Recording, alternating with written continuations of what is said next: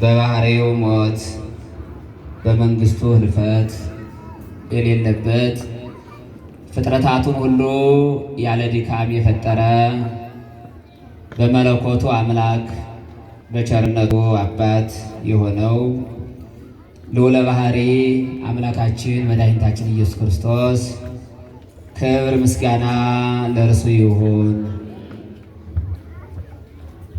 ወደዛና ወደዚህ የምትራወጡ ሰዎች ለምን ቁጭ አትሉ?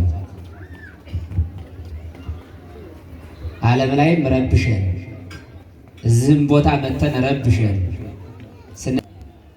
ወመንፈሰከ ቅዱሰ ኢታውፅእ እምላኤሌ ጠላት ባፈረበት የሰው ልጅ በከበረበት ጌታችንና መድኃኒታችን ኢየሱስ ክርስቶስ በተሰቀለበት ትምህርተ መስቀል መላ ሰውነታችን እናማተባለን። እጃችሁን ብድግ አድርጉ እስኪ ሁላችሁ። አሁን የምትንቀሳቀሱ ሰዎች ከድርጊታችሁ ተቆጠቡ። በስመ አብ ወወልድ ወመንፈስ ቅዱስ አሃዱ አምላክ አሜን። ክቡር አባታችን ንቡረ እድ ቆሞስ አባ እዝራ ኃይሉ የደብራችን ዋና አስተዳዳሪ፣ ክቡር መምህራችን መላከ ብርሃን ቀሲስ ፍስሐ የደብራችን ዋና ጸሐፊ፣ ክቡር መምህራችን መምህር አክሊል የደብራችን ስብከተ ወንጌል ክፍል እንዲሁ የቤተ ክርስቲያናችን የስራ ዘርፍ መምሪያ ኃላፊዎች፣ በክርስቶስ ክርስቲያን በወልድ ውሉድ በመንፈስ ቅዱስ መንፈሳውያን የተሰኛችሁ የእግዚአብሔር ቤተሰቦች፣ ሊቃውንተ ቤተ ክርስቲያን፣ አባቶች ካህናት፣ ወንድሞች ዲያቆናት፣ ባፈቀረንና በወደደን በእግዚአብሔር ፍጹም ሰላምታ ሰላም እላችኋለሁ። እንደምን አደራችሁ? እንደምን አደራችሁ? እንደምን ላይ ሰዓት ደረሳችሁ? አሜን ይመስገን ብለን እንድናመሰግነው እንደ ኃጢአታችን እንደ በደላችን ሳይመለከተን በቸርነትና በምሕረቱ ጠብቆ የቸርነቱን ሥራ እንዲሰራ የእሱ መልካም ፈቃድ ይሁንልን። እናቱ እናታችን ለቃል መውረድ ለሥጋ ማድረግ ምክንያት የሆነች ጨለማውን ዓለም ያለፍንባት ድልድይ አምላክን ያየንባት መስታወታችን ርስታችን እናታችን ቅድስት ድንግል ማርያም ክብርና ምስጋና ይድረሳት። አስተማሪ እግዚአብሔር ነው። የሚመክር እግዚአብሔር ነው። የሚገስጽ እግዚአብሔር ነው። እናንተ ቁጭ ብላችሁ ትማራላችሁ። ለተወሰነ ደቂቃ የእግዚአብሔርን ቃል ደግሞ እኔ ቁሜ እንማማራለን። ማን ያስተምረን? ማን ይምከረን? እግዚአብሔር አምላካችን እንዲያስተምረን እንዲመክረን የእሱ መልካም ፈቃድ ይሆነልን። ይትግዲፈኒ እምቅድመ ገጽከ ወመንፈሰከ ቅዱሰ ኢታውፅእ እምላኤሌ። ቅድም በዋነኛው ዲያቆን ላይ ሲሰበክ የሰማነው የትምህርት ክፍል የእግዚአብሔር ቃል በዚህ ርዕስ ላይ ተነስተን እንደ እግዚአብሔር መልካም ፈቃድ እግዚአብሔር ያስተምረናል። ማን የተመዘገበውን ኃይለ ቃል መነሻ አድርገን እንደ እግዚአብሔር መልካም ፈቃድ እንማማራለን። አቤቱ ከፊትህ አትጣለኝ በሉ እስኪ ምእመናን። አቤቱ በሉ ከፊትህ አትጣለኝ፣ ቅዱስ መንፈስህን ከኔ አትውሰድብኝ፣ ቅዱስ መንፈስህን ከኔ አትውሰድብኝ። ይህንን ከህሊናችሁ ላይ ያስቀምጡት ምእመናን። ይሄ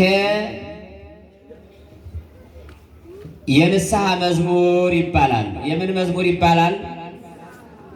የንስሐ መዝሙር ነው። የጻፈውም የተናገረውም እንደ ልቤ እየተባለ የሚጠራው ንጉሥ ዳዊት የጻፈው የመዝሙር ክፍል ነው። ልብ ብላችሁ አዳምጡ። መሮጥም ያለ አሁን ነው። መስማትም ያለው አሁን ነው። መናዘዝም ያለው አሁን ነው። የእግዚአብሔርን ቃል መስማት ያለብንም አሁን ነው። ይሄ ምን ቦታ ስለሆነ? የምህረት ቦታ ስለሆነ፣ ቃሉን የምንሰማበት ቦታ ስለሆነ ከልብ ማዳመጥ ይገባል። የጻፈው ወይንም የተናዘዘው ለእስራኤላውያን ጠባቂ እንዲሆን ተደርጎ እግዚአብሔር አምላክ ከእረኝነት የመረጠው ልበ አምላክ ቅዱስ ዳዊት ነው። ይህንን ቃል ይህን የንስሐ መዝሙር ለምን ጻፈው? ለምን ተናገረው? ያልን እንደሆነ የአልያም ልጅ የተባለች ስሟ ቤርሳቤህ ትባላለች። የማን ልጅ አልኳችሁ ምእመናን? የአልያም ልጅ ስሟ ቤርሳቤህ የተባለች እንዲሁ ደግሞ ባለቤቷ ኡሪያ የተባለ ሰው አግብታ ትኖር ነበረ። ከዛ በኋላ ንጉሡ ዳዊት በሚገርምና በሚያስደንቅ ሁኔታ ባለቤቷን ወደ ጦር ሜዳ እንዲሄድ አደረገና ወደ ጦር ሜዳ ሲሄድ በጦር ሜዳ ምን አለ? አቤት ሞት አለ። በጦር ሜዳ መቁሰል አለ። በጦር ሜዳ መገደል አለ። እና ቤርሳቤህ ቁም ነገረኛ ነበረች። ባለቤቷን ወደ ጦር ሜዳ ሰዶ በጦር ሜዳ እንዲገደል ካደረገ በኋላ ከቤርሳቤህ ጋር አመነዘረ ይላል። ምን ዓለም ይመናል? አቤት አመነዘረ። የማይገባ ስራ ሰራ። እግዚአብሔርን አሳዘነ። ከእግዚአብሔር ጋር ተጣላ። በዚህ ጊዜ ነቢዩ ናታን የተባለ ወደ ዳዊት በመጣ ጊዜ ኃጢአት እንደሰራ እግዚአብሔርን እንዲያስቀየመ እግዚአብሔርን እንዲያሳዘነ የፈጸመውን ኃጢአት በመናዘዝ የጻፈው የተናገረው የንስሐ መዝሙር ነው።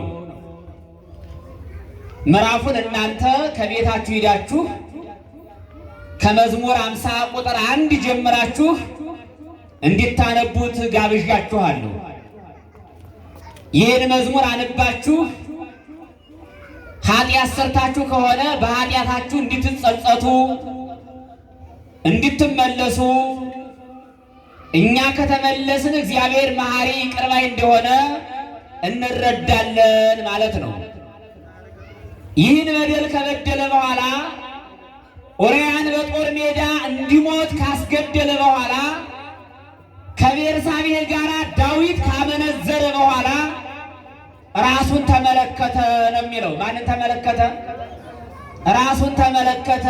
ራሱን አየ። ዳዊት የእግዚአብሔርን ፊት ለመፈለግ ከእግዚአብሔር ሕልውና መለየት ምን ያህል አስከፊ እንደሆነ አይምሮው ተጨነቀ ይላል ምእመናን። አዎ ኃጢአት አይምሮን ያስጨንቃል። አዎ ኃጢአት አንገትን ያስደፋል። አዎ ኃጢአት ከሰብአዊነት ዝቅ ያደርጋል። አዎ ኃጢአት ራሳችንን ያስፈራናል። ከእግዚአብሔር መለየት ራቁትነትን ያስቀራል። ከእግዚአብሔር የተለዩ ሰዎች ብዙ ሰዎች ናቸው። በምን ጉዳይ? በኃጢአት ጉዳይ። ዳዊት ኃጢአት በመስራቱ ከእግዚአብሔር ዘንድ ተለየ። እግዚአብሔርን እንዲያሳዘነ እግዚአብሔርን እንዲያስቀየም አወቀ፣ ተረዳ። እኛ ዛሬ በዳዊት ቦታ ብንሆን ኃጢአታችን አሳስቦናል ወይ? ኃጢአታችን ግድ ብሎናል ወይ ካልን፣ አዎ ዓለም ኃጢአት ግድ አላለውም። እያለቀሰ እያነባ ተንበርክኮ ለነቢዩ ለናታን አቤቱ እግዚአብሔርን በድያለሁ፣ እግዚአብሔርን አሳዝኛለሁ፣ ወዮልኝ፣ ከእግዚአብሔር ሕልውና ተለይቻለሁ አለ። ምእመናን የቀደመ አባታችን ከእግዚአብሔር ሲለይ ምን እንደገጠመ አስተውሉ። ነቢዩ ዮናስ ከእግዚአብሔር ፊት ሲኮበልል ምን እንደገጠመው አስተውሉ። የ12ቱ ሐዋርያት አለቃ ቅዱስ ጴጥሮስ ኃጢአት በመስራት አላውቀውም ብሎ በተናገረ ጊዜ ምን እንደገጠመው አስተውሉ ምእመናን።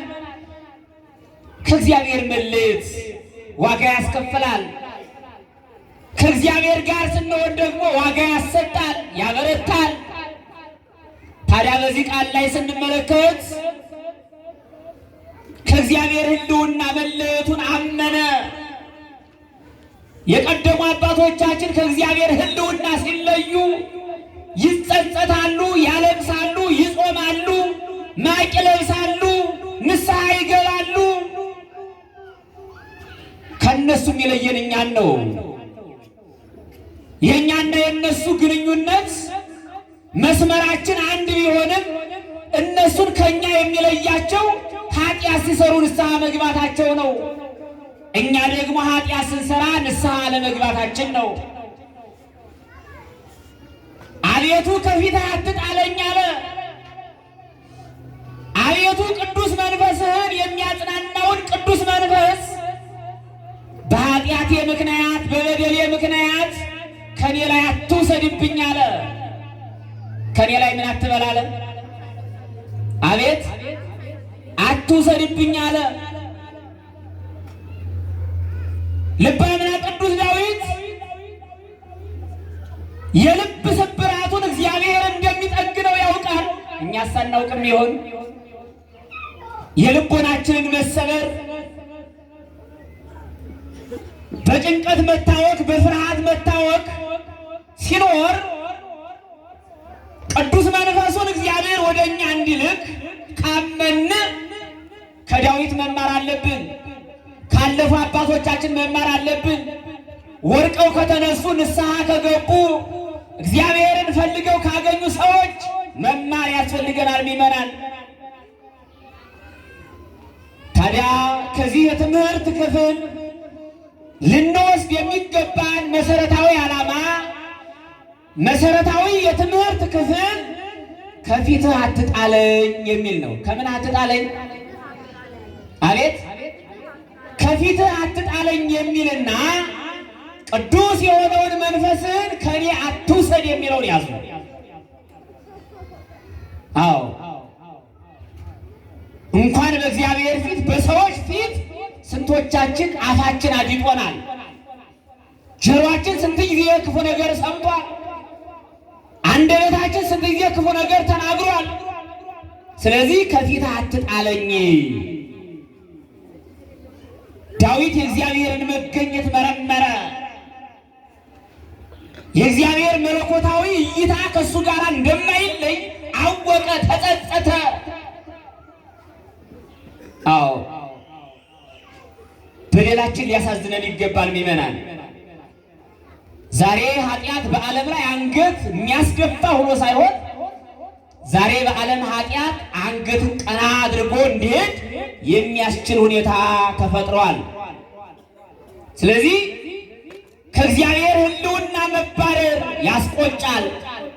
አዳም ከእግዚአብሔር ከርስቱ ከጉቱ ሲባረር ዘሩን ጨምሮ በሙሉ ነው ምድረ ፋይድ ያወረደው።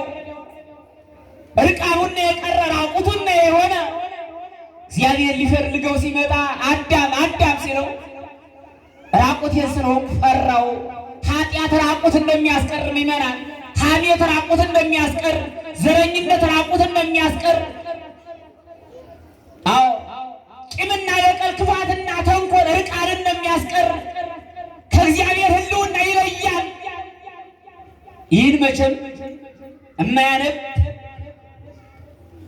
ዓይን የማይሰማ ጆሮ ያውም በዚህ በሰለጠነው ዘመን ላይ አውቃለሁ የሚል በበዛበት ዘመን ላይ የማያውቃለሁ ብሎ ለማመን ይከብዳል ምእመናን።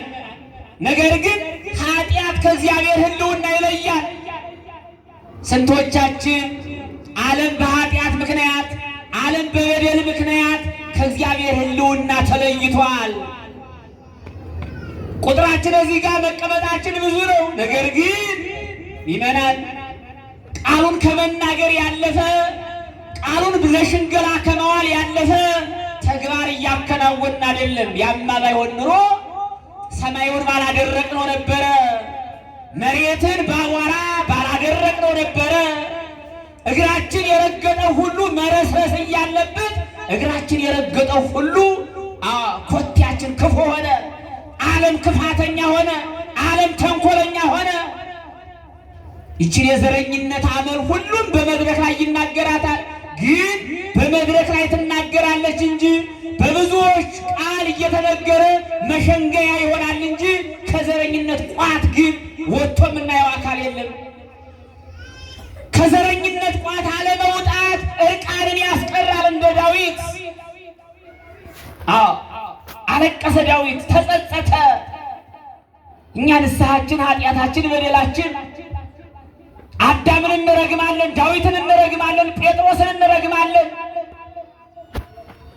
ግን እኛ ይሁዳንም እንረግማለን። በይሁዳ ተባስተው የሚኖሩ መዓት አሸንጉሌዎች አሉ። የሚናገሩ ቃሉን የሚመሰክሩ ግን ከቃሉ ጀርባ በማር የተለወሰ መርዝ የያዙ ሰዎች አሉ። ሰዎች እንኖራለን።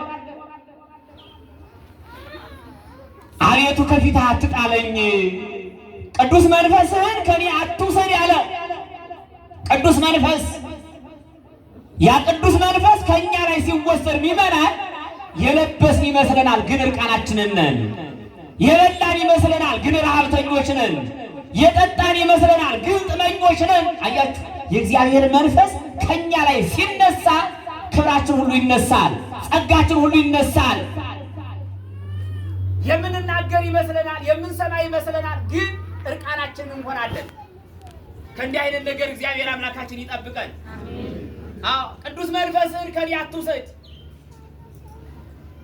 ከፊትህ አትጣለኝ። እግዚአብሔር ሆይ፣ እግዚአብሔር መሐሪ ነው፣ እኛ እንድንወድቅ አይፈልግም። ይመናል ቅዱስ የሆነውን መንፈስ በብሉይ ኪዳን በነቢያት ላይ እየወረደ ትንቢት ያናግራቸው የነበረውን መንፈስ በሐዋርያት ላይ በጽርሐ ጽዮን የወረደው መንፈስ ከእኛ እንዳይወሰድብን መለመን አለብን፣ መጸለይ አለብን፣ ንስሐ መግባት አለብን። ስለዚህ ምእመናን የእግዚአብሔር መንፈስ መመሪያ ሕልውና በሰው ሕይወት ውስጥ ላይ ያለውን አስፈላጊነት ያስተምራል። የእግዚአብሔር መንፈስ እንድንረጋጋ የሚያደርገን፣ እንድንጽናና የሚያደርገን፣ የራቀውን አቅርበን የቀረበውን አጉልተን እንድናይ የሚያደርገን፣ የተሰወረውን ነገር ሁሉ የሚገልጽ እግዚአብሔር መንፈስ ቅዱስ ነው። እግዚአብሔር ማን ነው? አቤት! እግዚአብሔር መንፈስ ቅዱስ ነው። ይህ እግዚአብሔር መንፈስ ቅዱስ ከኛ ላይ ሲለይ፣ ከኛ ላይ የሚለየው ምክንያት ደግሞ ኃጢአት ስንሰራ ነው። በደል ስንበድል ነው። በደል ስንበድል በመንፈስ ቅዱስ እንድንታተም እግዚአብሔር ይፈልጋል። በመንፈስ ቅዱስ ታትመን ልጆቹ እንድንሆን ከአብራ ከመንፈስ ቅዱስ ከማኅፀነ ዮርዳኖስ ያገኘነውን የሥላሴ ልጅነት እንድናጣ እግዚአብሔር አይፈልግም። ዓለም ግን ይህንን ቅድስና ለማርከስ ሲሮጥ ይውላል።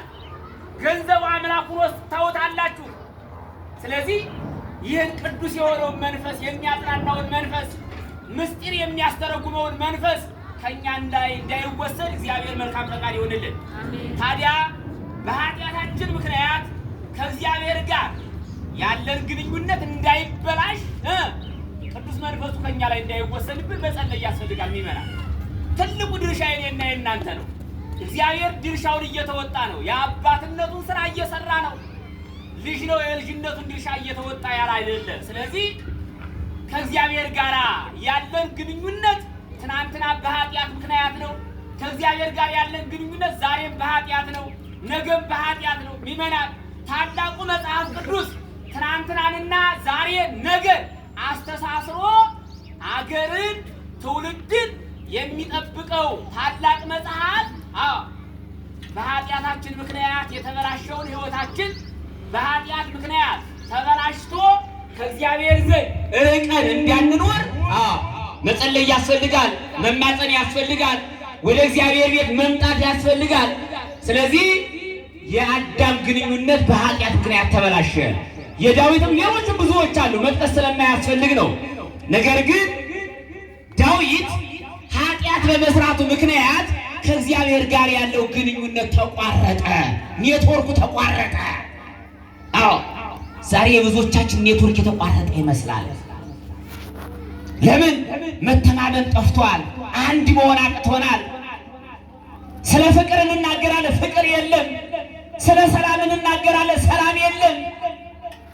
ወመንፈሰከ ቅዱሰ ይታውፅም ላዕሌየ፣ አቤቱ ከፊትህ አትጣለኝ፣ ቅዱስ መንፈስህን ከኔ ላይ አትውሰድብኝ። ከኛ ላይ እግዚአብሔር አይውሰድብን።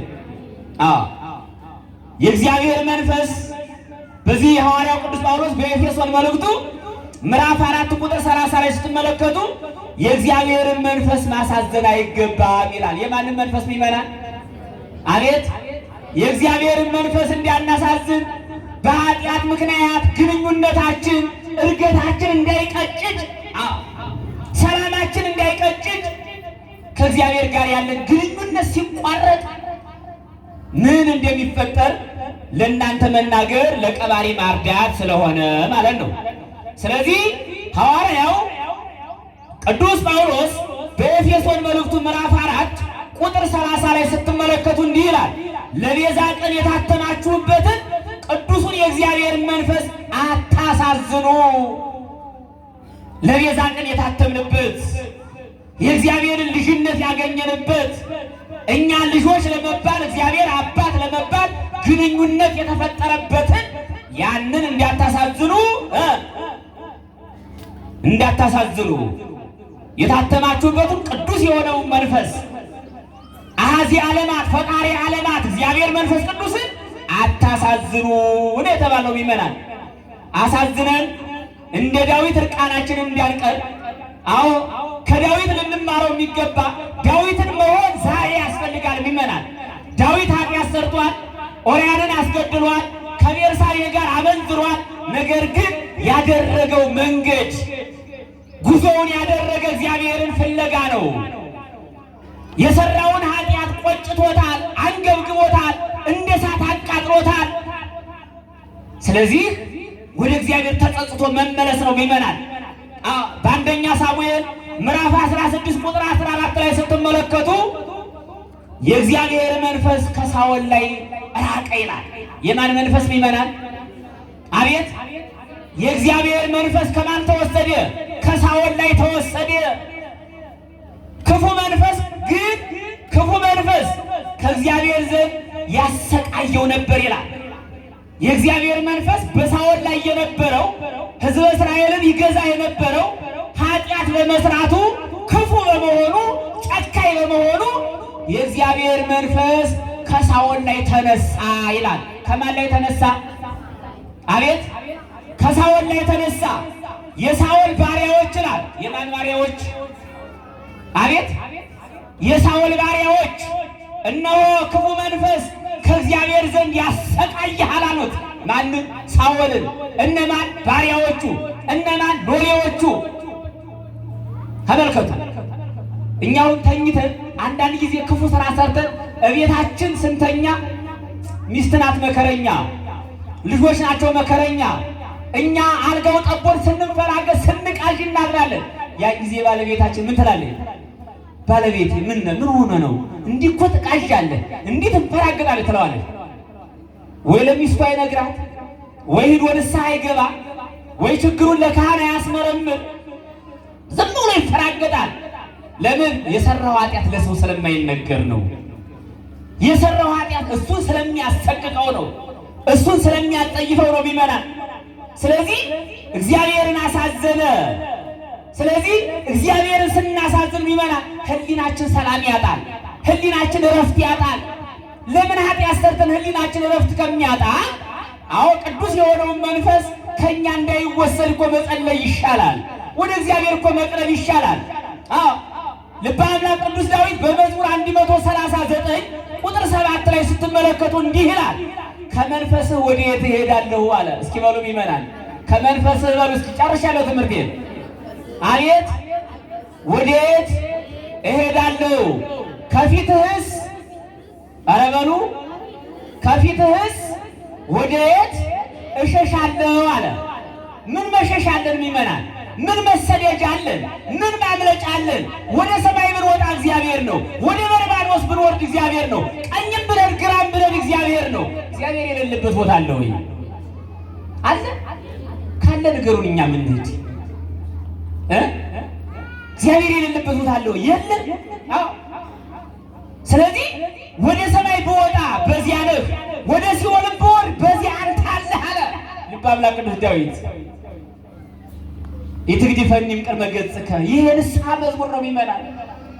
ይህንን ዕለት ዕለት ማሰላሰል ያስፈልጋል። አዎ ቅዱስ መንፈሱ ከኛ ላይ እንዳይወሰድ የሱ መልካም ፈቃድ ይሆንልን። እንደው አንድ ትናንት የሰማሁትን ነገር አንድ ነገር ልንገራችሁ ይመናል። ከኔ ጋር ናችሁ? ከኔ አትውሰድብኝ። ይህን ጸሎት በልቦናችን ስንቅ አድርገነው ልንሄድ ይገባል ይመናል። ትናንትና በአንድ ቦታ 100 ያማረ ፍሬ አፍርተን የመንግስት ዜጎች እንድንሆን እግዚአብሔር ሁላችንንም ይርዳን፣ ከፊቱ አይጣለን፣ ቅዱስ መንፈሱን ከኛ አይውሰድብን። በተማረው ትምህርት 30፣ 60፣ 100 ያማረ ፍሬ አፍርተን የመንግስት ዜጎች እንድንሆን እግዚአብሔር መልካም ፈቃዱ ይሁንልን። ስንወጣ ከፊታችን ስንገባ ከቤታችን እግዚአብሔር አምላካችን አይልን፣ እንደ ኃጢአታችን እንደ በደላችን አይመልከተን፣ በቸርነትና በምህረቱ ይጠብቀን። በሰማይ ጽድቁን በምድር ወርቁን እግዚአብሔር አምላካችን ያድለን። ከኔ የቀረውን ከኔ የጎደለውን ክቡር አባታችን ደግሞ የራቀውን አቀረበው የቀረውን አጉልተው አምልተው አስፍተው ቃለ ምዕዳን ይሰጡናል። ትምህርቱ እዚህ ጋር ይቆየን። እግዚአብሔር ከሁላችን ጋር ይሁን።